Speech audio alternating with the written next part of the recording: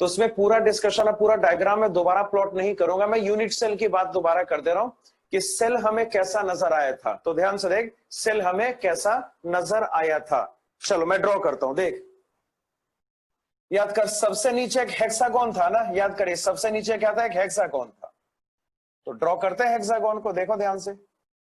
एक स्फीयर यहां ड्रॉ करेंगे, एक ऐसे ड्रॉ करेंगे, एक यहां पर ऐसे ड्रॉ करेंगे, देख रहा, यहां ड्रॉ करना है, यहां ड्रॉ करेंगे, इसको ड्रॉ करेंगे, इसको ड्रॉ करेंगे। It's a hexagon. याद करिए सबसे नीचे क्या प्रेजेंट होगा, हेक्सागोन। याद है ना सबको, अरे याद है, सबसे नीचे क्या प्रेजेंट होगा, हेक्सागोन। फिर एक ट्राइगोन इसके ऊपर था ना, ट्राइगोन आप याद करिए ऐसा था, देखिए 1 2 3 पार्टिकल, बीच के रीज में पार्टिकल यहां पे डालेंगे, देखिएगा, याद कर भाई, एक पार्टिकल आपको यहां पर ऐसा नजर आएगा। फिर देखिए 1 2 3 पार्टिकल यहां पे पार्टिकल डालेंगे अपर ट्राइंगल में, तो अगला पार्टिकल यहां पर ऐसे ड्रॉ करना पॉसिबल हो जाएगा। और बताइए 1 2 3 अपर ट्राइंगल ये भी तो है, अगले पार्टिकल को यहां पर ऐसे ड्रॉ करना पॉसिबल होगा, सबको दिख रहा है। तो ध्यान से देखिए लेयर ए में, ध्यान से, आपका जो लेयर ए है उसमें एक हेक्सागोन है ना, उसके बाद यहां पे बी में ट्राइगोन है, बी में क्या प्रेजेंट है, ट्राइगोन है। अब जरा सोच, ये ए बी पैकिंग है ना, मैंने बताया ये ए बी पैकिंग है। हाँ जी, चलो सर मुझे कोहोस्ट बनाना भी,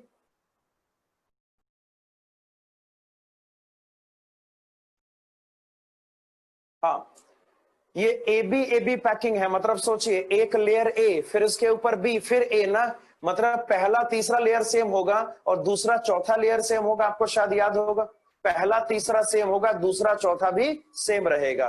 तो अब बोल क्या कर सकते हैं, लेयर ए में हेक्सागोन का फॉर्मेशन हो गया, लेयर बी में ट्राइगोन का फॉर्मेशन हो गया। अब क्या करेंगे, अब जो हम करेंगे उसमें लेयर ए का ही रिपीटेशन होगा, इस बात को मानते हो ना, उसमें क्या करेंगे, लेयर ए को रिपीट करना पड़ेगा। तो अगर लेयर ए को रिपीट हम करते हैं तो क्या करेंगे, सिंपल सी बात है, जो हेक्सागोन सबसे नीचे था ना, जो हेक्सागोन यहां पे सबसे नीचे था, वही हेक्सागोन यहां पे दोबारा इसके ऊपर आ जाएगा। सोचो हेक्सागोन पे अगर ट्राइगोन को रखा जा सकता है तो ट्राइगोन पे हेक्सागोन को भी रखा जा सकता है ना।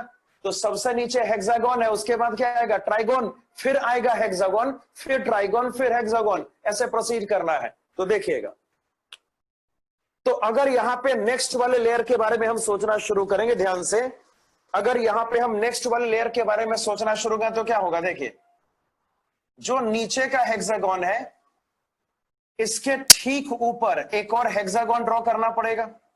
जो नीचे का हेक्सागोन है, देखो चूंकि मैं थोड़ा कलर यहां पे मेरे पास खाली ब्लैक कलर ही है, तो इसको डिफरेंट कलर से शो करते हैं तो ज्यादा सही से दिखता है, मगर फिलहाल वो मेरे पास है नहीं, दैट्स वाई आप इसको ऐसे समझ लो। अभी मैं और डिटेलिंग करूंगा, अभी घबराने की बात नहीं। यहां देखो सारे पूरा मामला क्या निकला, पूरा मामला ये निकला, देख आप अलग अलग कलर से तीनों लेयर को ड्रॉ करोगे तो आपको अच्छे से नजर आएगा, वो आगे नोट्स में आपको फिर अच्छे से वो फील भी होगा। तो क्या किया, सबसे नीचे एक हेक्सागोन है, क्या है भाई, सबसे नीचे एक हेक्सागोन है, उसके ऊपर एक ट्राइगोन है, फिर इसके ऊपर क्या है, तो हेक्सागोन है। क्या है, हेक्सागोन, ट्राइगोन, हेक्सागोन, फिर ट्राइगोन, फिर हेक्सागोन। तो अगर यूनिट सेल की बात करेंगे तो यूनिट सेल यही है, ये यूनिट सेल है। मतलब क्या, सबसे नीचे हेक्सागोन, उसके ऊपर क्या ट्राइगोन, उसके ऊपर क्या हेक्सागोन। अब इसको मैं अलग से ड्रॉ करता हूं, चलो मैं इसको और इलेबोरेट करके ड्रॉ कर रहा हूं, ध्यान से देखना, इसको मैं और इलेबोरेट करके ड्रॉ करूंगा। ध्यान से देखो क्या करूंगा मैं, यहां देखो, दिस इज इक्विवेलेंट टू, चलो अलग से देखो। जैसे अगर मैं बात करूं, जैसे ये आपका लेयर ए में ड्रॉ करने जा रहा हूं, हेक्सागोन में यहां पे ड्रॉ करने जा रहा हूं, चलो ड्रॉ करते हैं ना।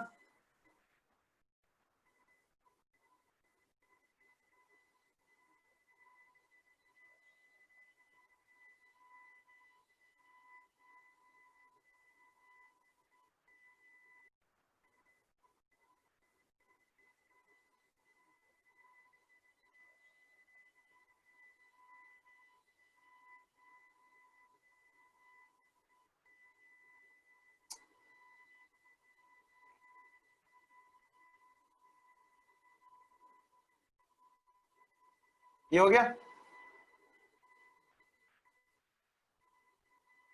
देख रहा, जो सबसे नीचे का लेयर होगा वैसा हेक्सागोन आएगा, सबको श्योर है। और बताइए उसके ऊपर ट्राइगोन, तो चलो ट्राइगोन थोड़ा अलग यहां दिखा लेते हैं।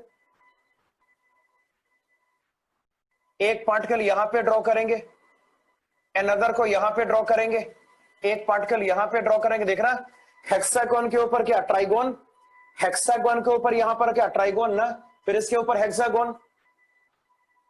तो फिर से अगर हेक्सागोन को प्लॉट करें, एक पार्टिकल यहां पे ऐसे हेक्सागोन ड्रॉ करना है।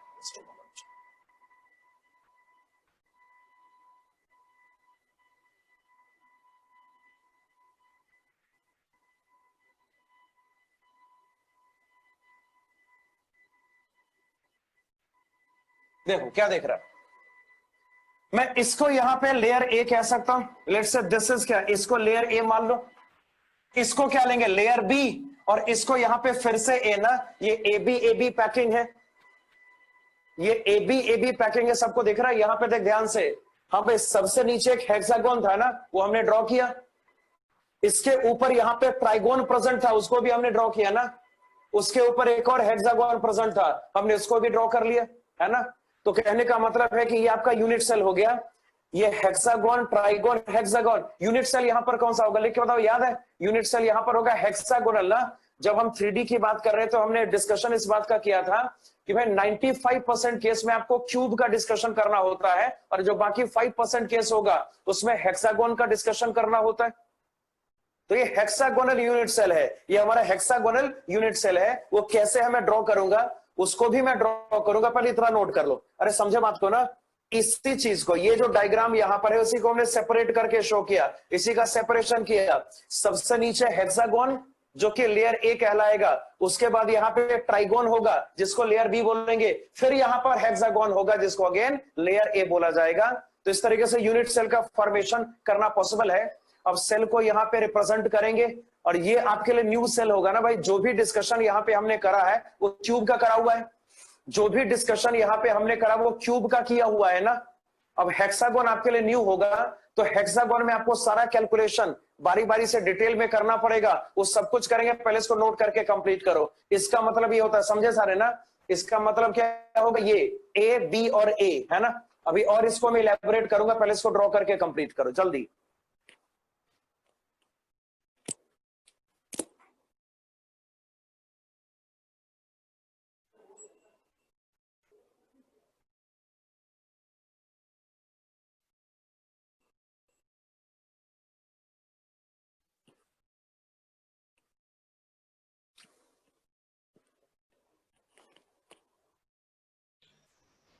बेटे जिन जिन के वीडियो बंद है सब ऑन करिए जल्दी से। हो गया ड्रॉ? चल भाई ड्रॉ हो गया तो बता दो, इसको मैं हटा रहा हूं। अब ड्रॉ हो गया, चलिए अब इसको अलग से, अब इसका एक्चुअल में इसका रिप्रेजेंटेशन डायग्राम, इसका रिप्रेजेंटेशन डायग्राम ड्रॉ करना है। अब इसका रिप्रेजेंटेशन डायग्राम ड्रॉ करना है, और उसी को आपको डिटेल में करना है। ये तो खाली समझने के लिए था, ये खाली समझने के लिए है कि भाई रियल डायग्राम ये होगा। अगर रियल डायग्राम को लेयर वाइज सेपरेट करेंगे तो ये रिजल्ट आएगा। अब इसका रिप्रेजेंटेशन डायग्राम प्लॉट करेंगे। अब हम इसका रिप्रेजेंटेशन डायग्राम प्लॉट करेंगे और इस तरीके से प्रोसीड करेंगे। इसका रिप्रेजेंटेशन डायग्राम प्लॉट करके हमने प्रोसीड करना। ये मिटा दो, हो गया सब करना, मैं इसको हटा रहा हूं, आगे बढ़ते हैं। चलिए रिप्रेजेंटेशन डायग्राम फिलहाल मैं इधर ड्रॉ करके आपको दिखाने की कोशिश करता हूं, ताकि इससे आप इसको कोरिलेट कर सको। तो चलिए शुरू करते हैं। सबसे ऊपर का लेयर यहां पर कौन सा हेक्सागोन है, दिख रहा सबको? तो एक हेक्सागोन यहां पे ड्रॉ करना बनता है ना। तो चलिए सबसे ऊपर यहां पे ड्रॉ करेंगे, that will be a hexagon. चलिए सबसे ऊपर यहां पर ऐसे हेक्सागोन को ड्रॉ करेंगे। चलो ड्रॉ कर लिया। बीच में क्या प्रेजेंट होगा, ट्राइगोन। बीच में ट्राइगोन होगा, ट्राइगोन लास्ट में ड्रॉ करेंगे। हाँ इसके नीचे एक और हेक्सागोन, तो ठीक है एक और हेक्सागोन है भाई, तो उसको ड्रॉ कर लेते हैं ना। एक और हेक्सागोन यहां पर इसको ड्रॉ करेंगे, देखो कैसा आएगा।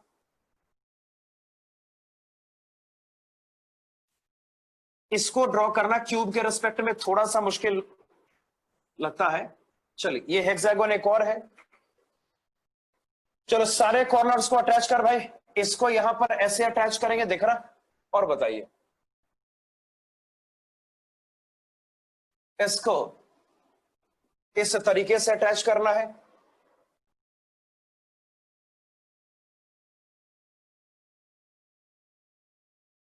ये अटैचमेंट ऐसे जाएगा। चलो आराम से और बता, इसको ड्रॉ करेंगे। चलिए ये ड्रॉ हो गया।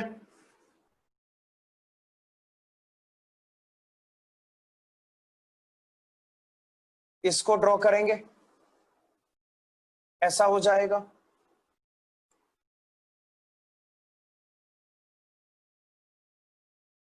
ठीक है, फिर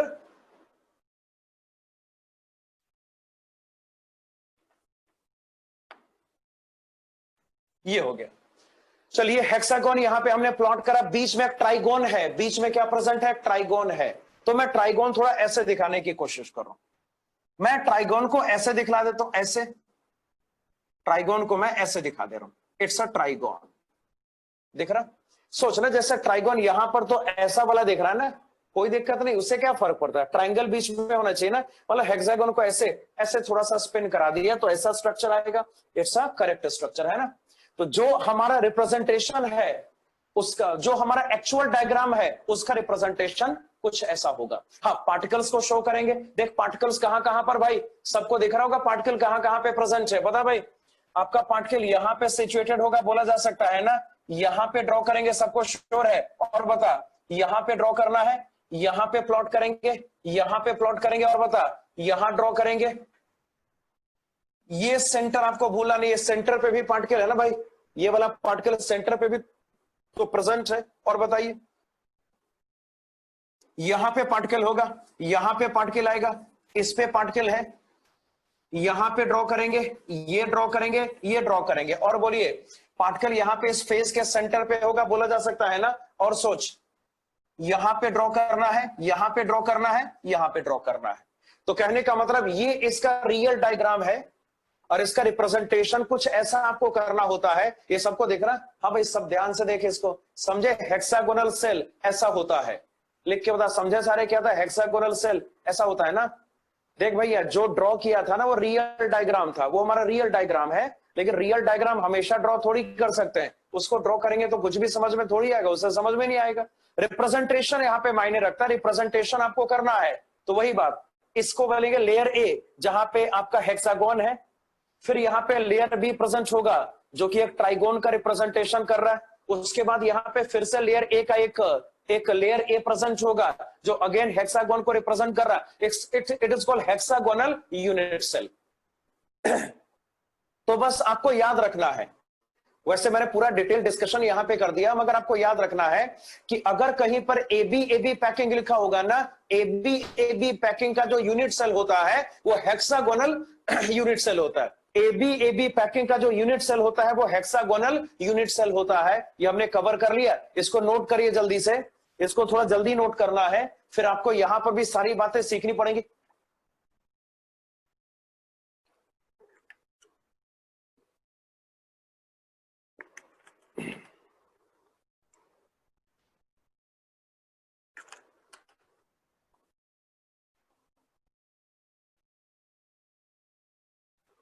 चलो अब यहां ध्यान से देखो, लिखना मत अभी, अब यहां देखो, ये सबका नोट हो चुका होगा मेरे ख्याल से, इसको मैं हटा रहा हूं। अब आगे देखिए देखो, तो चलिए पहला डिस्कशन यहां पे स्टार्ट करेंगे। सबसे पहला डिस्कशन किसका? बोल, पहला पॉइंट यहां पर होगा किसका भाई? दैट इज ऑफ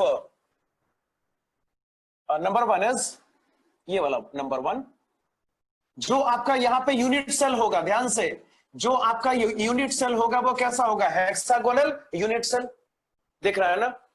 तो जो यूनिट सेल यहां पर एबी पैकिंग का होगा उसको कहा जाएगा hexagonal unit cell. This is called hexagonal unit cell. पहला पॉइंट क्लियर। जरा दूसरे पॉइंट की बात करेंगे, थोड़ा सा आप देखिए, यहां पे भी थोड़ी सी मुश्किल तो आपको आएगी, मैं समझाने की कोशिश करता हूं। मान लो चलो पहले यहां पर क्या ए और आर का रिलेशन पहले स्टेब्लिश करते, पहले ए और आर को ही रिलेट करो ना। चलो पहले इजी चीजें कर लो, उसके बाद हम यहां पे बाकी जो डिफिकल्ट चीजें होंगी उसको कवर करेंगे। ए आर का रिलेशन यहां पर क्या होगा बोल, पार्टिकल्स एक दूसरे को टच कर रहा है ना, ध्यान से। अगर किसी एज की बात करेंगे, डिस्कशन इस बात का हो चुका है, डायग्राम इसका प्लॉट हो चुका है कि पार्टिकल्स एक दूसरे को टच करता है, सबको याद है। पार्टिकल्स यहां पर क्या एक दूसरे को टच करेगा ना, तो बड़ी आसानी से कहा जा सकता है, सोचना अगर ये डिस्टेंस यहां पर ए के बराबर होगा, सोच अगर ये डिस्टेंस यहां पर ए के बराबर होगा, चूंकि ये दोनों पार्टिकल एक दूसरे के टच में है ना, तो बड़ी आसानी से बोला जा सकता है कि जो ए का डेटा होगा must be equal to 2r। तो बहुत आसानी से इस बात को डील किया जा सकता है, ए का जो डेटा यहां पर होगा 2r के बराबर होगा। और अब ये फाइनल हो गया। अरे बात को समझे, ये सर नो लिख के बता।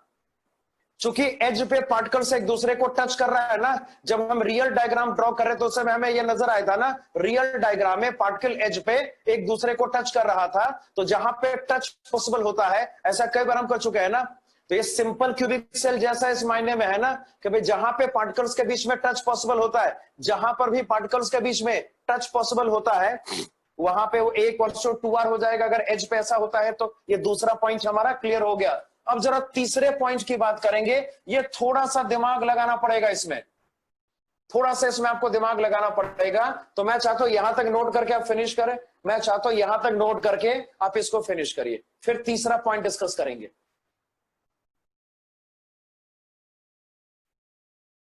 ये दोनों पॉइंट नोट हो गया सबका, हटा दो ना, हटा दो। हाँ सबने यस ही बोला, हटा दे रहा हूं। ये पहला दूसरा पॉइंट सबका नोट हो गया ना, ठीक है। चलिए आगे बढ़ेंगे। तीसरा पॉइंट आपको यहां पे z कैलकुलेट करना हो सकता है, यहां पे फिर से थोड़ा सा विजुअलाइजेशन आपको करना पड़ेगा। बिल्कुल आपको ध्यान से इसको देखना पड़ेगा, ध्यान से देखिएगा इसका z कैसे कैलकुलेट करेंगे। जरा सोचते हैं z कैसे कैलकुलेट होता है, देखिएगा ध्यान से देखना, थोड़ा ध्यान से। अगर आपको effective number of particles calculate करना है तो सबसे पहले कंट्रीब्यूशन कैलकुलेट करना होता है ना। याद करिए, जब हम क्यूब की बात कर रहे हैं तो वहां पे हमने कंट्रीब्यूशन कई बार कैलकुलेट करा हुआ है ना, हमने कंट्रीब्यूशन कैलकुलेट करा तब जाके पार्टिकल्स का नंबर कैलकुलेट करना पॉसिबल हो पाया। अब यहां पे कंट्रीब्यूशन क्या होगा ये सब आपको थोड़ा सा देखना पड़ेगा। तो चलिए कंट्रीब्यूशन को स्टडी करना स्टार्ट करेंगे। देखिए क्या हो सकता है। सबसे पहले जरा कॉर्नर की बात करें, एक काम करो इसको डिटेल में करेंगे तो ऐसे करेंगे, पहला कॉलम यहां पर होगा लोकेशन का, ध्यान से पहला कॉलम यहां पर किसका, लोकेशन का, और दूसरा कॉलम यहां पर होगा कंट्रीब्यूशन का। क्योंकि अब ये नया सेल है ना भाई, मैंने बोला 95% केस में आपको क्यूबिक सेल का डिस्कशन करना होता है, और बाकी जो 5% है, बाकी जो 5% यहां पर है उसमें डिस्कशन आपको हेक्सागोनल का करना है। तो उसी 5% का डिस्कशन मान लो अब हम कर रहे हैं। तो जरा कॉर्नर की बात करेंगे, ध्यान से कॉर्नर की बात को ध्यान से देखना है। देखो क्या हो सकता है, इधर देख सारे, ये थोड़ा सा आपको मुश्किल लग सकता है, बिल्कुल ध्यान से देखो, लिखना बिल्कुल नहीं, लिखना बिल्कुल नहीं, यहां देखो सबके सब कॉर्नर पे कंट्रीब्यूशन क्या होगा। देख ये एंगल क्या 120 degrees, this angle equals to 120 ना, हाँ या ना, लिख लिख हाँ या ना। सॉलिड स्टेट में स्ट्रक्चर विजुलाइज करना बड़ा डिफिकल्ट टास्क है, खासकर ऑनलाइन क्लास में। तो मैं बारी बारी से बात करता हूं, बारी बारी से इंटरेक्शन करके ही करूंगा ताकि आपका कुछ मिस ना हो। क्योंकि जब स्ट्रक्चर मिस हो गया तो समझो आप कुछ भी नहीं कर पाएंगे इस चैप्टर में। और इस चैप्टर से हर साल 1 या 2 क्वेश्चन रहते हैं, देखना क्या करेंगे, तो 1 या 2 क्वेश्चन बहुत मायने रखता है। तो यहां देख सारे, ये एंगल यहां पे 120 है, सबको दिखाई दिया। अब एक काम कर, एक लाइन यहां पर ऐसे खींच ले भाई, ड्रॉ अ लाइन, एक लाइन ऐसे यहां पे हमने ड्रॉ कर लिया। अब बता ये 120 होगा और ये क्या होगा 120, ये भी 120 ना, यस और नो बता। अगर ये 120 है तो ये क्या होगा बोल 120, ये भी हो जाएगा, सिंपल है 120 डिग्री, इसमें कोई शक की बात नहीं। एक बात और मुझे बताओ, ये जो हेक्सागोन है वो तो ऐसे है ना, अरे हेक्सागोन तो ऐसे है ना, ये ड्रॉ करने का तरीका हो सकता है, मगर जो रियल हेक्सागोन होगा वो तो ऐसा नजर आएगा ना। जो आपका रियल हेक्सागोन होगा वो ऐसा नजर आएगा, ऐसा बड़ी आसानी से कहा जा सकता है। जो रियल हेक्सागोन होगा वो ऐसा नजर आएगा, ये सबको श्योर है। अब देखिएगा होता क्या है, बिल्कुल ध्यान से देख। इस 120 में अगर एक यहां पर हेक्सागोन आ गया, एक सेल इस 120 में आ गया ना, ये पूरा एक जो सेल है उसके लिए एंगल कितना 120 चाहिए। हाँ या ना बोल। अगर ये पूरा सेल आपको यहां पर एकोमोडेट करना है, angle must be equal to 120। इस 120 में पूरा सेल आ जाएगा ना। अब जरा सोच, वही 120 यहां पर है, वही 120 यहां पर भी है ना। मतलब सिंपल सी बात कही जा सकती है कि इसके नीचे 3 सेल पॉसिबल होगा। यस और नो बता तो, इसके नीचे 3 सेल पॉसिबल होगा, यस और नो। अबे समझे, क्या समझे बोल, क्या समझे बता। ये ऐसे 120 है ना, देख ना। तो इसमें अगर 120 होगा तो इसमें यहां से भी एक सेल 120 का निकल जाएगा, और एक सेल उधर उधर मतलब इसके उस तरफ भी निकल जाएगा 120 का। अरे बोला जा सकता है ना। ये कितना 120, ये 120, ये भी 120 ना। तो बड़ी आसानी से बोल सकते हैं ना कि अगर हेक्सागोनल सेल यहां पे देखा जाए तो इसके नीचे 3 सेल पॉसिबल है। इसके नीचे कितना सेल पॉसिबल है? 3 सेल पॉसिबल है कि नहीं। तो ये बता मुझे, अगर नीचे 3 सेल पॉसिबल है, इसके ऊपर भी 3 सेल पॉसिबल होगा ना। अबे समझे क्या बोला मैंने? कंट्रीब्यूशन 1/6 होगा। ध्यान से दोबारा देख, देख मैं दोबारा समझा रहा हूं, यहां देख सबके सब, देखो इधर देखो सारे। क्या लगता है भाई, ये 120 डिग्री है कि नहीं? ये 120 डिग्री है, और बता ये भी 120 है, सबको दिखाई दे रहा है? सारे 120 है ना। अरे सारे के सारे यहां पर क्या है? 120 है। समझे बात को ना। तो चलिए, ये 120, ये 120, ये 120, मतलब कैसा देखिए, जैसे एक सेल यहां से नीचे जाएगा तो एक सेल यहां पर होगा, तो एक सेल इधर होगा। हाँ भाई, 120 120 पे 3 हेक्सागोन, 120 120 पे 3 हेक्सागोन का फॉर्मेशन हो सकता है ना। मतलब क्या होगा देखिए, एक सेल अगर ये है, इसके नीचे पूरा एक सेल है, अगला सेल कैसा होगा? ऐसा। अरे होगा कि नहीं? और अगला सेल कैसा होगा? इधर होगा, होगा। तो 3 सेल नीचे संभव है। तो सोचिए, इसके ऊपर एक और सेल को ड्रॉ किया जा सकता है ना भाई, इसके ऊपर एक और सेल आ सकता है ना, इस वाले के ऊपर एक और सेल आ सकता है, इसके ऊपर एक और सेल आ सकता है ना। मतलब सिंपल सी बात है, अगर इस कॉर्नर को कॉमन करेंगे तो टोटल यहां पे 6 सेल को ड्रॉ करना पॉसिबल हो सकता है। अरे समझे, 6 सेल। अरे 6 दिखाई दिया सबको?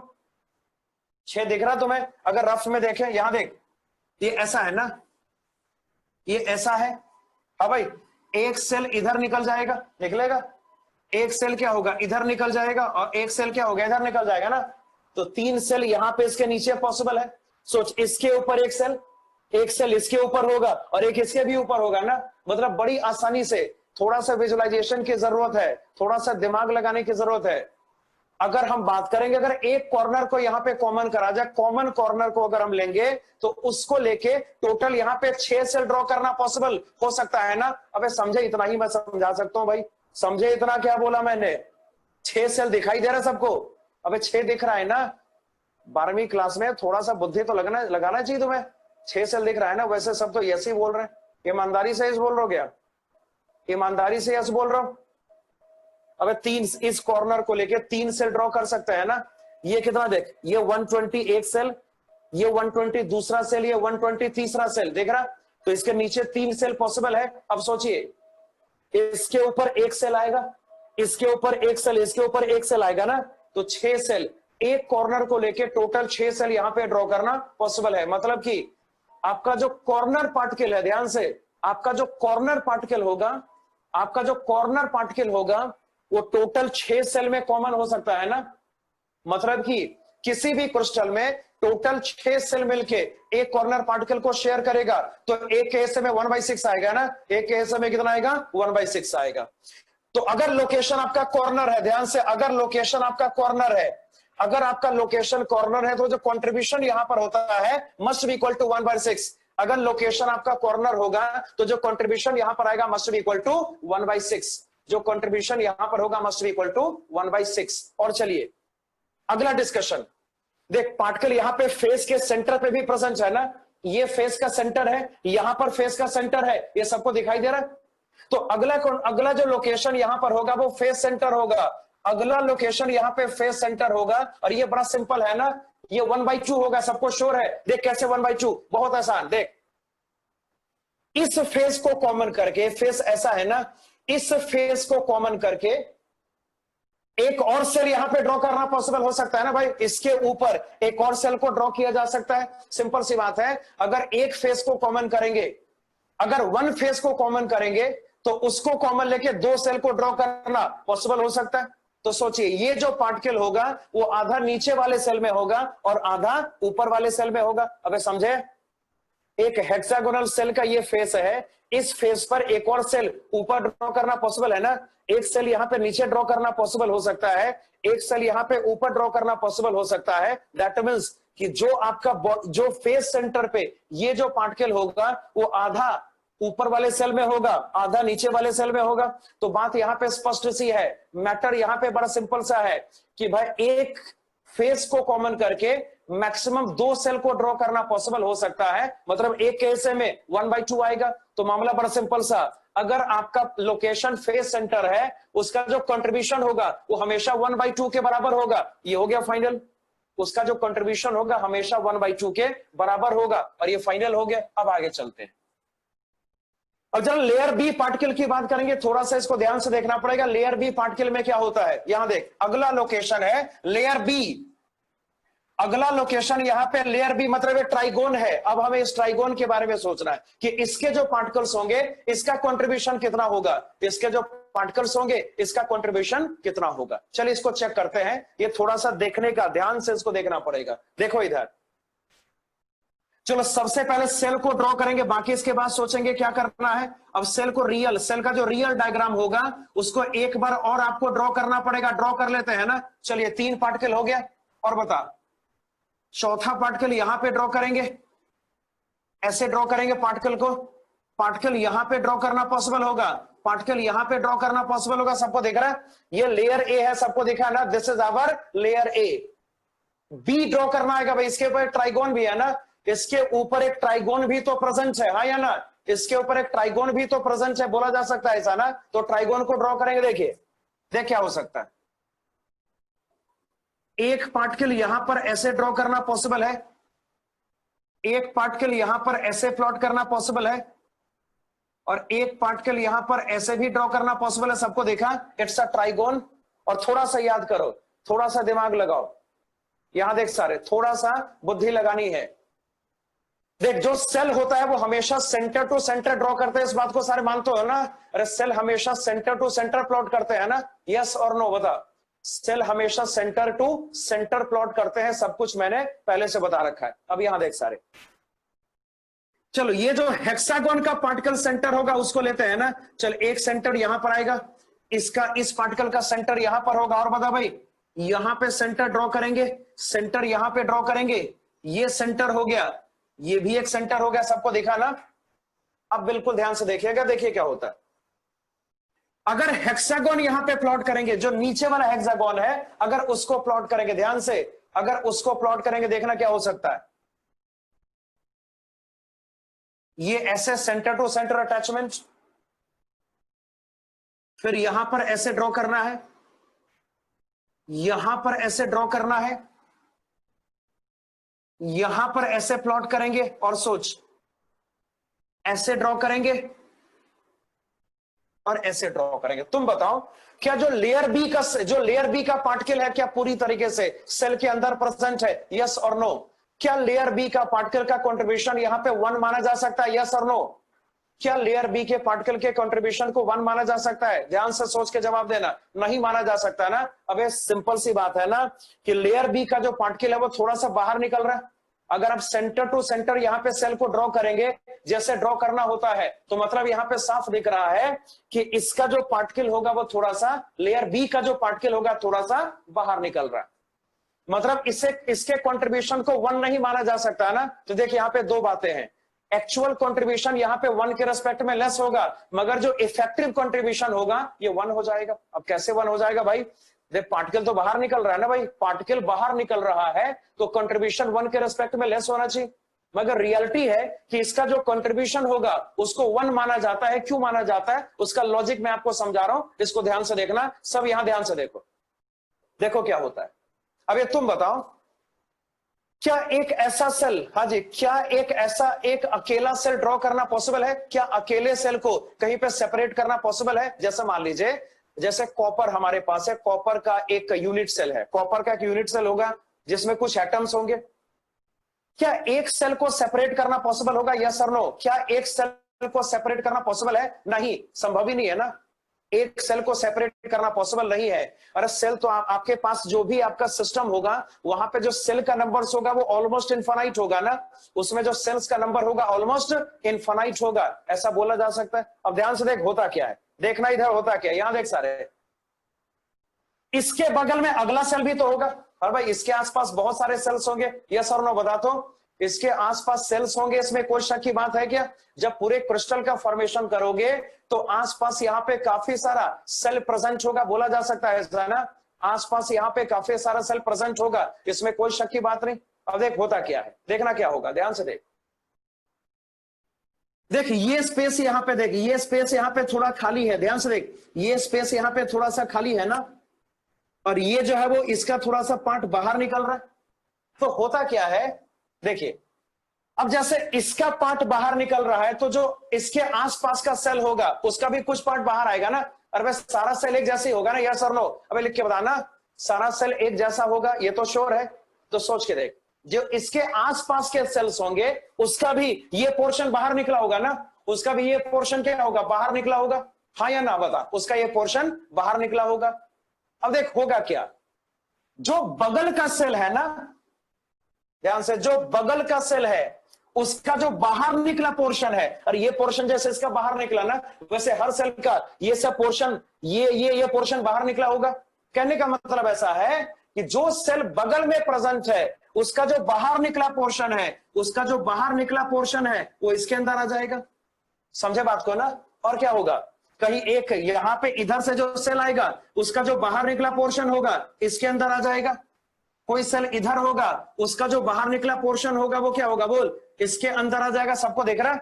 मतलब सिंपल सी बात है कि जो सेल उधर प्रेजेंट होगा, हाँ भाई, जो सेल उस तरह प्रेजेंट होगा, इसके आसपास प्रेजेंट होगा, सोचना उसका भी ये पोर्शन बाहर निकला होगा ना, तो उधर का जो बाहर निकला पोर्शन है इसके अंदर आ गया। अब ये बता इसका क्या होगा बोल, इसका क्या होगा, सोच के बता, इसका क्या होगा, ये बाहर निकले पोर्शन का क्या होगा, ये क्या करेगा बोल,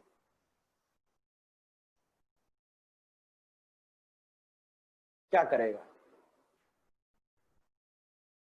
दूसरे सेल को फिलअप करेगा, यही ना? देख इधर ध्यान से देख, ये खाली स्पेस है तो जो दूसरे सेल का बाहर वाला पोर्शन होगा इसके अंदर आएगा, दूसरे सेल का बाहर वाला पोर्शन इसके अंदर आएगा, दूसरे सेल का बाहर वाला पोर्शन इसके अंदर आएगा। फिर क्या होगा, क्योंकि ये भी तो सिस्टम का हिस्सा है ना, ये जो बाहर निकला है वो किसी और सेल में चला जाएगा ना, ये जो बाहर निकला किसी और सेल के अंदर जाएगा, ये जो बाहर निकलेगा किसी और सेल के अंदर आ जाएगा। तो हो क्या रहा है, हो ये रहा है कि भाई जितना पोर्शन बाहर जा रहा है ना उतना ही मैटर अंदर भी तो आ रहा है, या सर नो बता? जितना पोर्शन यहां से बाहर जा रहा है उतना ही मैटर अंदर भी तो आ रहा है ना। अरे समझे बात को? देख मैंने क्या बोला, ये पोर्शन सेल से बाहर निकल गया, ये पोर्शन सेल से बाहर निकल गया, ये पोर्शन सेल से बाहर निकल गया, समझे बात को ना? तो अब क्या होगा भाई, दूसरे सेल का जो बाहर निकला पोर्शन होगा वो इसके अंदर आएगा, वो इसके अंदर आएगा, वो इसके अंदर आएगा, और इसका जो बाहर वाला निकला पोर्शन होगा वो कहां चला जाएगा, वो दूसरे सेल के खाली वाले हिस्से में चला जाएगा। तो हो क्या रहा है, हो ये रहा है कि जितना मैटर यहां से बाहर जा रहा है उतना ही मैटर अंदर भी आ रहा है ना। बोल बाहर कितना मैटर जा रहा है, बता दो बाहर कितना मैटर जा रहा है? इतना मैटर बाहर जा रहा है, अरे देख रहा है डॉटेड लाइन वाला, देख रहा है ना, इतना मैटर बाहर जा रहा है। और बता, इतना मैटर बाहर जा रहा है और इतना मैटर बाहर जा रहा है। अब अंदर कौन कौन सा आ रहा बता, इतना मैटर दूसरे सेल से अंदर आ रहा है, इतना मैटर दूसरे सेल से अंदर आ रहा है, इतना मैटर दूसरे सेल से अंदर आ रहा है। इसका मतलब है जितना बाहर गया, जितना मैटर बाहर गया उतना मैटर अंदर भी आए ना, यस और नो बता? जितना मैटर बाहर गया उतना ही मैटर अंदर भी तो आया, कोई दिक्कत है इसमें? जितना मैटर बाहर गया उतना ही मैटर अंदर भी तो आए ना। इसका मतलब है कि जो इफेक्टिव कंट्रीब्यूशन होगा उसको 1 ही माना जाएगा, मानेंगे ना? रियल कंट्रीब्यूशन 1 नहीं होगा। हाँ भाई, क्या रियल कंट्रीब्यूशन 1 होगा? रियल कंट्रीब्यूशन को तभी 1 कह सकते थे, रियल कंट्रीब्यूशन को तभी 1 कहा जा सकता था जब, हाँ भाई, जब क्या होता भाई, ये पूरा सेल के अंदर होता। लेकिन लेयर भी तो सेल के अंदर पूरा तो है नहीं, लेयर भी सेल के अंदर पूरा बिल्कुल भी नहीं है, समझे बात को ना? तो एक्चुअल कंट्रीब्यूशन 1 के रेस्पेक्ट में ले, लेकिन जो इफेक्टिव कंट्रीब्यूशन होगा वो तो 1 के बराबर होगा। भाई जितने मैटर का लॉस यहां पर हो रहा है, जितने मैटर का लॉस यहां पे हो रहा है उतने ही मैटर का फायदा भी हो रहा है सिस्टम को, कि बाहर से भी जो सेल का बाहर निकला पोर्शन होगा इसके अंदर आ जाएगा, तो जितने मैटर का लॉस यहां पर है उतना ही मैटर का यहां पे एडवांटेज भी आपके सेल को मिल गया।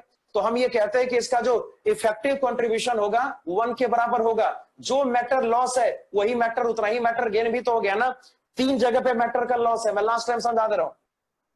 यहां पे मैटर का लॉस है, यहां पर मैटर का लॉस है, मैटर का लॉस यहां पर है ना। तो क्या यहां पे मैटर का गेन है, यहां पर मैटर का गेन है, यहां पर भी मैटर का गेन है, इसमें कोई शक की बात नहीं। तो बड़ी आसानी से कहा जा सकता है कि जो इफेक्टिव कंट्रीब्यूशन इसका होगा, जो इफेक्टिव कंट्रीब्यूशन इसका होगा ये 1 के बराबर जरूर होगा, मगर जो रियल कंट्रीब्यूशन होगा वो 1 नहीं होगा। तो लिखिए, अगर लेयर बी की बात करेंगे तो यहां पे लिखना पड़ेगा इसका कंट्रीब्यूशन 1 होगा। कैसा? इफेक्टिवली। मैं सब कुछ डिटेल में लिखा दे रहा हूं, पहले इसको ड्रॉ करके खत्म करो। यहां तक ड्रॉ करो, पहले यहां तक ड्रॉ कर लो, उसके बाद फिर आगे बात करेंगे।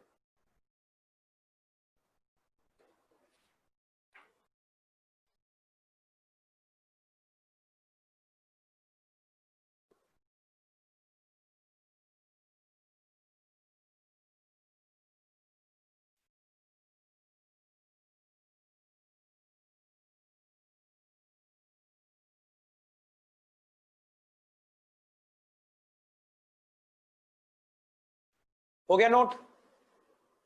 लिखो इसके नीचे, थोड़ा सा लिख लो, कुछ बातें लिख लो जरा, उसके बाद यहां पे z कैलकुलेट करेंगे। पहले लिखो, तो लिखो जरा, सबके नीचे लिखना, the particles present in layer B, the particles present in layer B, the particles present in layer B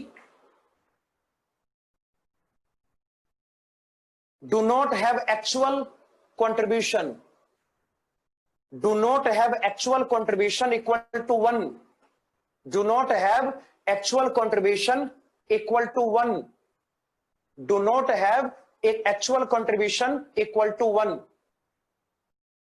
actual contribution equal to 1, actual contribution equal to 1.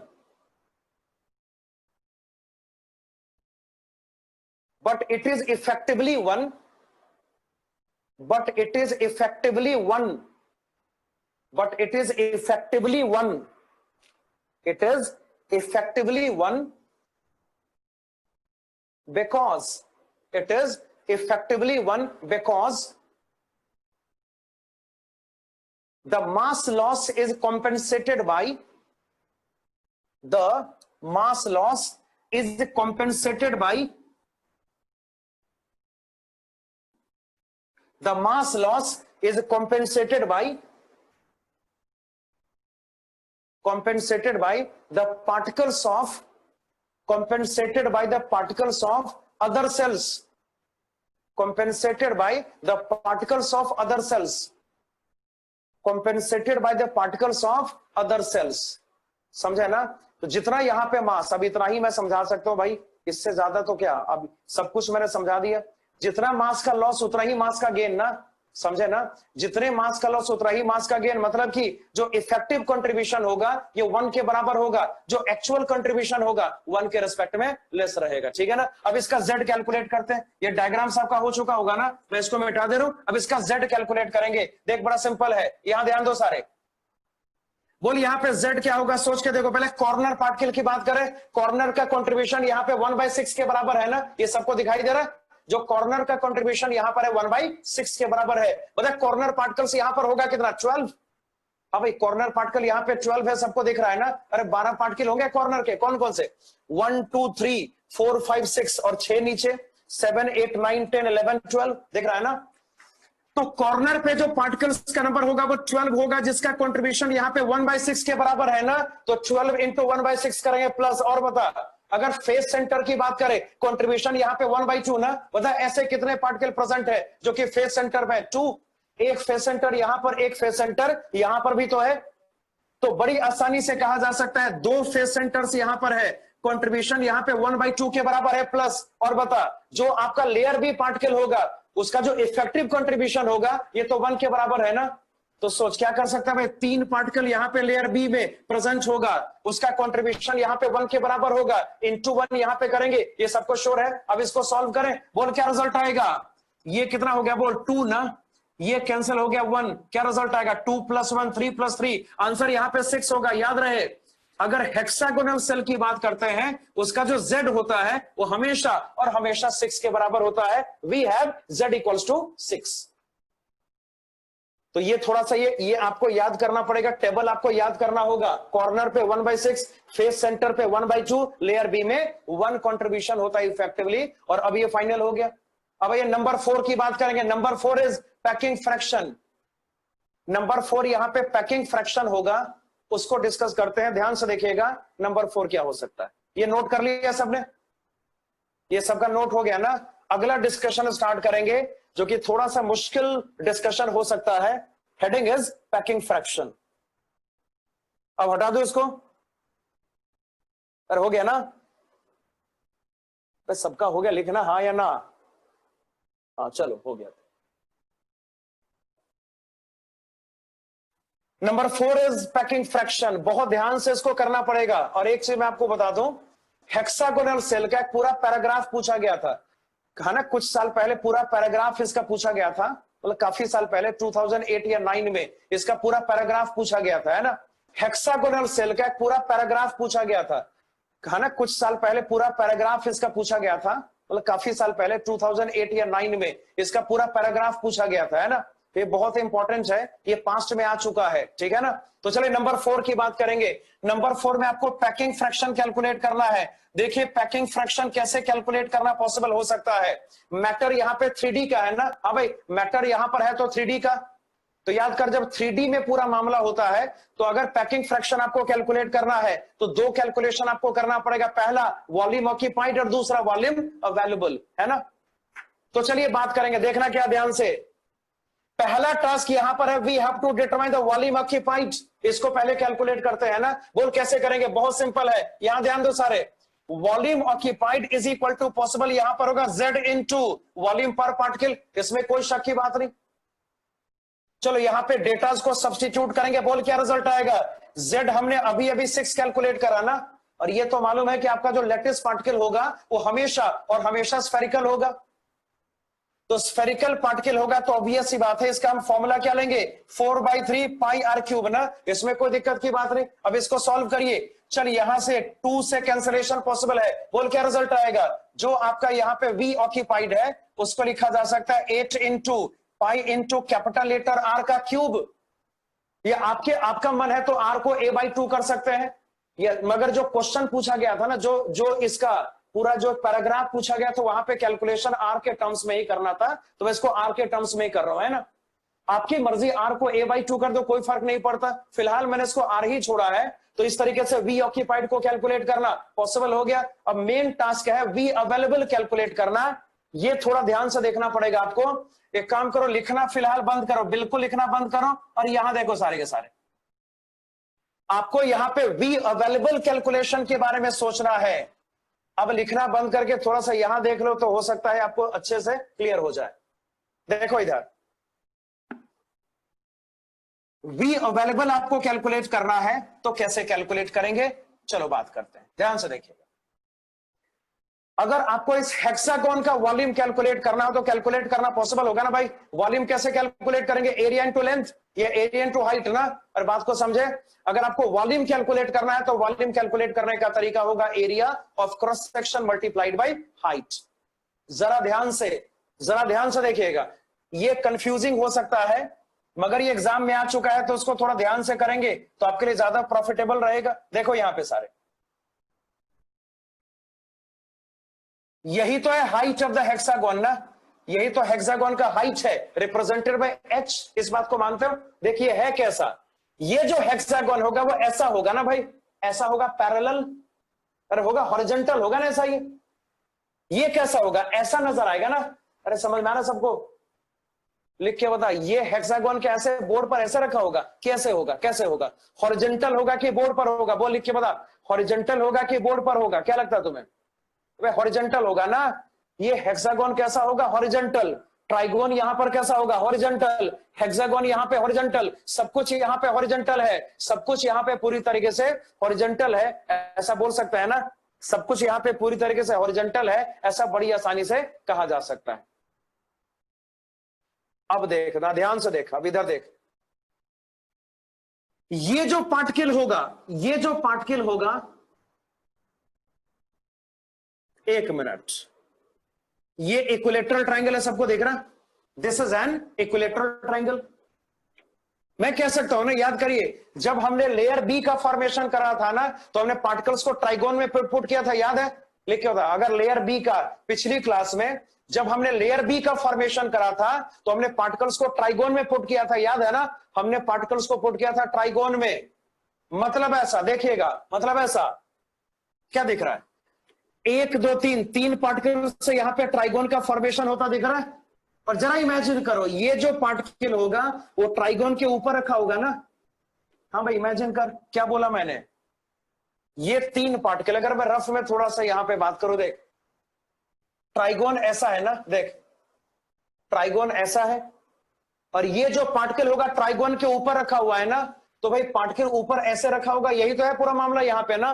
तो कहने का मतलब सिंपल सी बात, देखिए, ये हमारा ट्राइगोन है, और ये जो लेयर बी का ये वाला पार्टिकल होगा जो सामने आपको दिख रहा है, ये क्या होगा, इसके ठीक ऊपर रखा होगा ना, ये इसके ठीक ऊपर रखा होगा। अब जो मैं करूंगा उसको ध्यान से देखना, ये इक्विलेटरल ट्रायंगल है, इसका भी एक सेंटर होगा, इस ट्रायंगल का भी सेंटर होगा, बोला जा सकता है सर, इस ट्रायंगल का एक सेंटर होगा कि नहीं होगा, अरे होगा, लिख किया था, होगा ना, इस ट्रायंगल का एक सेंटर होगा। और देख, ऐसा लगता है ना कि इस स्फेरिकल पार्टिकल का जो सेंटर होगा और ये जो ट्रायंगल का सेंटर होगा वो एक लाइन में, स्ट्रेट लाइन में होगा, बोल सकते हैं सर, ऐसा सोच।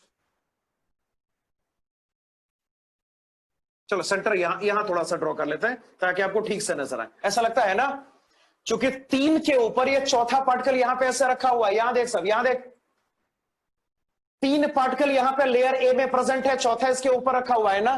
तो सोच, ये जो लेयर ए का खाली वाला पोर्शन है, यानी ये वाला जो पोर्शन है जो कि इसका सेंटर होगा लेयर ए का, इसके ठीक ऊपर इसका सेंटर होगा ना।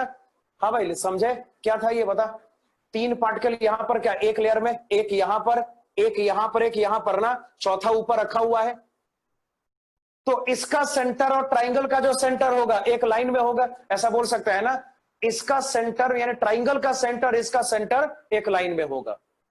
अब यहां देख सारे, एक काम करते हैं, इसको थोड़ा सा सेपरेट में कर देता हूं, जैसे इसको पॉइंट्स बना लो, जैसे इसको मैंने लिया सपोज कर, क्या, दिस इज पॉइंट ए, इसको पॉइंट ए मान ले, इसको लेंगे क्या, पॉइंट बी कर दो,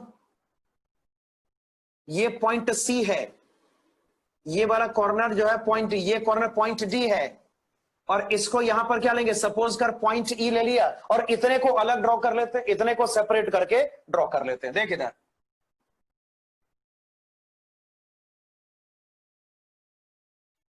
ये ट्रायंगल, कौन सा ट्रायंगल बोल, डीबीई ना,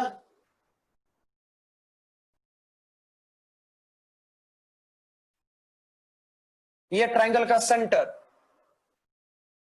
तो अगर बात करेंगे तो ये पॉइंट क्या बोल, ये पॉइंट हमारा क्या है, दिस इज ए, ये जो पॉइंट यहां पर होगा उसको बी से शो करेंगे, इस वाले पॉइंट को सी से शो करना है, यहां पे पॉइंट आपका डी हो जाएगा, और यहां पे क्या पॉइंट होगा, दिस इज पॉइंट ई। और एक चीज और मैं थोड़ा सा आपको यहां पे कहना चाह रहा हूं, मैं ये कह रहा हूं कि ये जो AC होगा, AC जो होगा वो h/2 होगा ना, सोच के देख, मैं कह रहा हूं ये जो आपका AC लेंथ है वो h/2 है। कैसे h/2 बता दो, व्हाई दिस इज h/2, बोल जल्दी बोल, AC h/2 कैसे हो गया,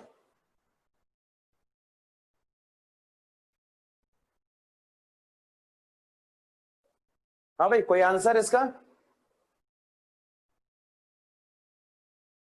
देख इधर, लेयर ए और ए के बीच का डिस्टेंस कितना h है ना, अरे है कि नहीं, और बी ठीक बीचों बीच प्रेजेंट है, तो ए और बी के बीच का डिस्टेंस क्या, h/2, तो फिर से क्या, इसके बीच का डिस्टेंस h/2, है ना।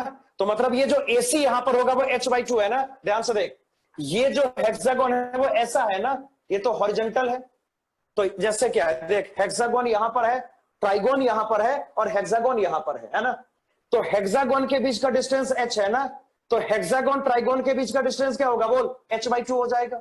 तो वही तो बात है ना, यहां से यहां का जो डिस्टेंस है वो क्या है, इस B और A के बीच का डिस्टेंस है ना, ये ट्राइगोन हेक्सागोन के बीच का डिस्टेंस है जो कि h/2 के बराबर होगा। बड़ी आसानी से कहा जा सकता है ये जो AC होगा must be equal to h/2, ये जो AC यहां पर होगा must be equal to h/2। अब ध्यान से देखना इसके बाद क्या करेंगे। अच्छा बता, इधर देख, ये पार्टिकल इसको टच कर रहा था ना, ट्राइगोन जब बना रहे थे तो पार्टिकल सब एक दूसरे को टच कर रहा है। तो सोच, ये पार्टिकल क्या करेगा, इसको टच कर रहा है, ये पार्टिकल इसको टच कर रहा है और ये पार्टिकल इसको टच कर रहा है। जब पार्टिकल्स एक दूसरे को टच करता है तो डिस्टेंस कितना होता है, 2r। याद कर, जब पार्टिकल्स एक दूसरे को टच करता है तो डिस्टेंस कितना होता है बोल, 2r ना। और याद है डिस्टेंस कितना होगा, 2r। और जैसे हमने सीखा ना भी कुछ देर पहले कि अगर हेक्सागोनल स्ट्रक्चर होगा तो 2r का मतलब क्या पॉसिबल होगा, a। अगर हेक्सागोनल स्ट्रक्चर होगा 2r का मतलब a हो जाएगा। तो ध्यान से देख, तो क्या बोल सकते हैं, ये जो आपका BE डिस्टेंस है उसको क्या लेंगे, a। BE डिस्टेंस को यहां पर क्या ले सकते हैं, a ना। B और D देख, ये पार्टिकल भी इसको टच कर रहा है, ये भी डिस्टेंस यहां से यहां 2r होगा, इसको a से शो करेंगे। ये इसको टच कर रहा है, इसको यहां पर क्या बोल, a से शो करेंगे, सबको देख रहा है। तो इट्स एन इक्विलेटरल ट्राइंगल। ये कौन सा ट्राइंगल हो गया, इक्विलेटरल ट्राइंगल हो गया। अब देखना क्या कर रहे हैं, ध्यान से देखना। अब देख, इतनी मैथमेटिक्स आपको आती होगी कि ये ट्राइंगल का सेंटर है, अगर ट्राइंगल के सेंटर से इस कॉर्नर को अटैच करेंगे तो एंगल बाइसेक्ट हो जाएगा। इतना मैथ आता है, लिख के बता, इतनी ज्योमेट्री आती है। ट्राइंगल के सेंटर से अगर कॉर्नर को अटैच करेंगे एंगल का बाइसेक्शन हो जाएगा। अरे मालूम है इतना, एंगल का बाइसेक्शन हो जाएगा, दो पार्ट में एंगल डिवाइड हो जाएगा। और एक चीज और, आपको यह भी पता होगा कि अगर ट्राइंगल के सेंटर से किसी भी साइड पर अगर परपेंडिकुलर ड्रॉ करेंगे तो साइड बाइसेक्ट हो जाएगा।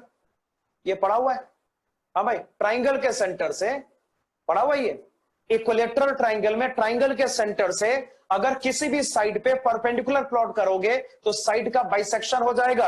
अरे साइड का क्या होगा बोल, बाइसेक्शन हो जाएगा, बोल सकता है ना, दो पार्ट में डिवाइड हो जाएगा। तो देखना, ये एंगल है 90 डिग्रीज का। अब बहुत आसानी से कहा जा सकता है, देख अब बड़ी आसानी से कहा जा सकता है, चल इस पॉइंट को यहां पर क्या मान ले, पॉइंट F मान ले। हाँ भाई, ये थोड़ा सा देख मुश्किल कुछ नहीं है, अब ऑफलाइन क्लास में आसान होता है, ऑनलाइन में थोड़ा सा मुश्किल हो जाता है। यहां देख ध्यान से तो समझ जाओगे, ठीक है। देख इधर, तो ये जो B और F के बीच का डिस्टेंस होगा कितना, a/2 हो जाएगा। श्योर है सबको, जैसे मैं बात करूं, देख मैं पूरा डिटेल में लिखता हूं। यहां से यहां का डिस्टेंस क्या, a, हाँ जी, यहां से यहां का डिस्टेंस a है ना। जब इस सेंटर से यहां पे साइड पर परपेंडिकुलर प्लॉट करेंगे तो जो यहां से यहां का डिस्टेंस होगा वो कितना हो जाएगा बोल, a/2। साइड बाई सेक्शन होगा, यहां से B से लेके F का जो डिस्टेंस होगा इज इक्वल टू a/2 हो जाएगा, इज इक्वल टू क्या होगा, a/2। और बता, चूंकि ट्राइंगल पहले से इक्विलेटरल था ना, ये जो पूरा एंगल होगा कितना होगा, 60 डिग्रीज। अगर इस पूरे एंगल की बात करेंगे बोल, क्या रिजल्ट आएगा, 60 डिग्रीज ना, इक्विलेटरल है।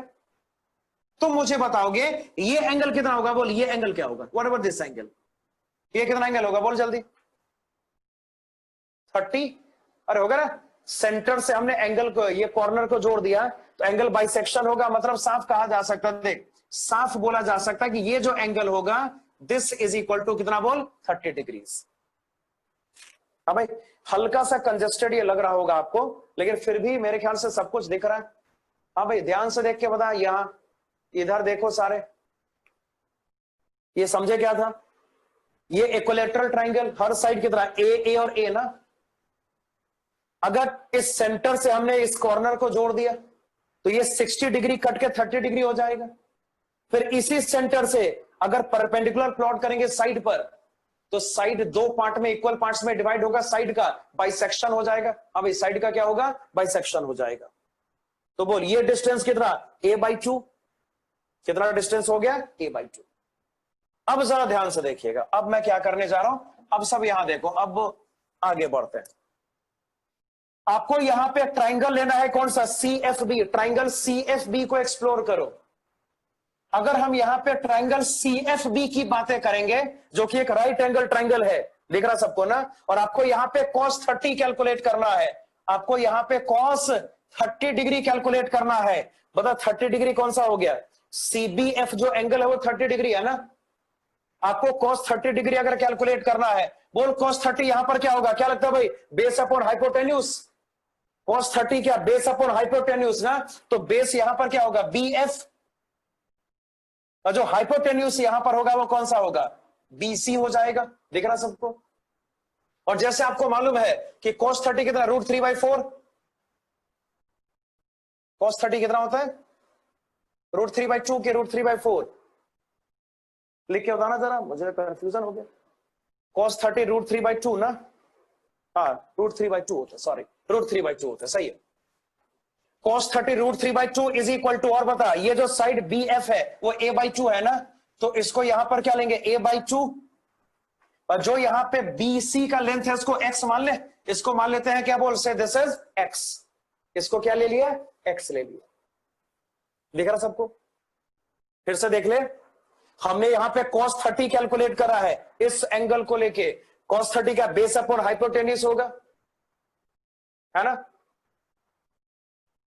बेस यहां पे क्या होगा? BF, और हाइपोटेन्यूज यहां पर कितना? उसको मैंने, BC को मैंने x मान लिया। चलो आराम से देख, 2 से 2 का कैंसलेशन करना पॉसिबल हो गया। यहां से x को कैलकुलेट किया जा सकता है। बोल क्या रिजल्ट आएगा? अगर यहां से x को कैलकुलेट करेंगे, रिजल्ट यहां पर क्या? a/√3। अगर यहां से x को कैलकुलेट करेंगे, बहुत आसानी से कहा जा सकता है जो रिजल्ट होगा will be equal to a/√3। x equals to a/√3 आ गया। लेकिन बात अभी खत्म नहीं हुई, आपकी समस्याएं अभी पूरी खत्म नहीं हुई है। अब आगे देखिएगा, आगे देखिए, ध्यान से देख, और एक बार में समझ जाना भाई, थोड़ा सा स्मार्ट बनो। देख इधर जरा, तुम मुझे बताओगे, फिर से ये कंजस्टेड हो रहा है, फिर भी चल, मैं कोशिश करता हूं। देख इधर, अगर A और B को आपस में जोड़ दिया जाए, बता ये एंगल क्या होगा? 90 होगा कि नॉट 90 होगा? बता मुझे, ACB जो एंगल होगा वो 90 होगा कि नॉट 90 होगा? कैसे 90 होगा? दिख तो नहीं रहा? हाँ भाई, दिख तो नहीं रहा ना, कैसे 90 होगा? बता तो जरा। बोर्ड पे नहीं दिख रहा है, इसका मतलब थोड़ी कि 90 नहीं होगा, 90 होगा। कैसे? देख इधर, ट्राइंगल ऐसे है ना भाई, ट्राइगोन तो ऐसे है ना, ये जो ट्राइगोन है वो ऐसे है ना, हॉरिजॉन्टल प्लेन में, और ये जो लाइन है इसके ऊपर ऐसे ड्रॉ किया हुआ है। This angle equals to 90 degree. कितना एंगल? 90 डिग्री। देख रहा है? This angle equals to 90 degree. और बता, ये जो A और B के बीच का डिस्टेंस होगा, क्या वो A के बराबर होगा? ध्यान से देखिए, A और B, AB लेंथ क्या A हो जाएगा? Small letter A। अरे हाँ ना, नो कैसे? देख इधर, यहां देख, 3 पार्टिकल यहां पर एक ऐसा था ना, और चौथा इसके ऊपर रखा हुआ था। मतलब ये तो कहा जा सकता है ना कि ये जो पार्टिकल, सोच, यहां देख, ये जो पार्टिकल है A, ये इसको टच कर रहा है, ये इसको टच कर रहा है, ये इसको भी टच कर रहा है ना। ध्यान से देख, यहां पर ये जो पार्टिकल है वो किसको किसको टच कर रहा है? बोल, इसको टच कर रहा है, इसको टच कर रहा है, इसको टच कर रहा है। जैसे ही टच हो गया, जैसे ही टच हो गया, डिस्टेंस क्या? 2r। जैसे ही टच हो गया, डिस्टेंस आपका 2r हो जाएगा ना। और हमने क्या पढ़ा? 2r equals to a। तो मतलब साफ कहा जा सकता है कि ये जो AB डिस्टेंस होगा, AB डिस्टेंस भी कितना होगा? स्मॉल लेटर a के बराबर ही हो जाएगा। तो चलो अब देखो, ट्राइंगल ACB में अगर बात करेंगे, ट्राइंगल ACB में, बोल ACB में अगर बात करें, और मुझे अगर AC कैलकुलेट करना है, अगर ACB में बात करेंगे और अगर मुझे AC कैलकुलेट करना है, तो कैसे करेंगे? Apply the Pythagoras theorem. ये हो जाएगा square root of A B square